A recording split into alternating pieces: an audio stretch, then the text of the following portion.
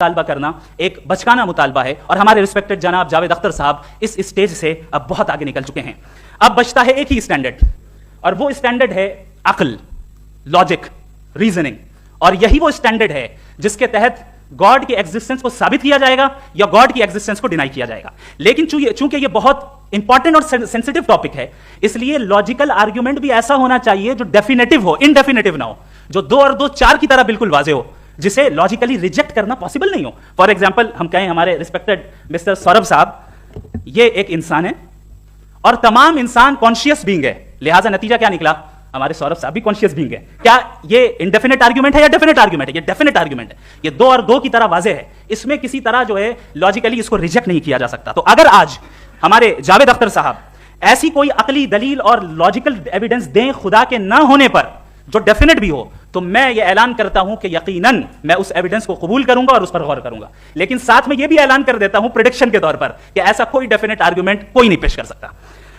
दलील हम देंगे और डेफिनेटिव दलील देंगे, लॉजिकल दलील देंगे, ऐसी दलील देंगे जो एंटायर एथिस्टिक वर्ल्ड उसे रिफ्यूट नहीं कर सकती। चलें अब हम एक एग्जांपल सोचते हैं, एक सिनेरियो, सिंपल सिनेरियो, तमाम ऑडियंस से गुजारिश है, हम और आप एक आइसोलेटेड आइलैंड पर हैं, ऐसा आइलैंड जहां पे हमसे पहले कोई कभी नहीं गया। चलते चलते आपके सामने अचानक आपने देखा एक पिंक कलर की बॉल पड़ी हुई है। सबसे पहला सवाल आपके जहन में क्या आएगा कि ये बॉल यहां क्यों आई, कैसे आई, ये पिंक कलर की ही क्यों है, कोई और कलर भी हो सकता था, ये इसी शेप में क्यों है, कोई और शेप भी हो सकता था। नेचुरली आप इस तरफ पहुंचेंगे कि कोई ना कोई है जिसने इन स्पेसिफिक प्रॉपर्टीज के साथ इस बॉल को बनाया है और यहां पे रखा है।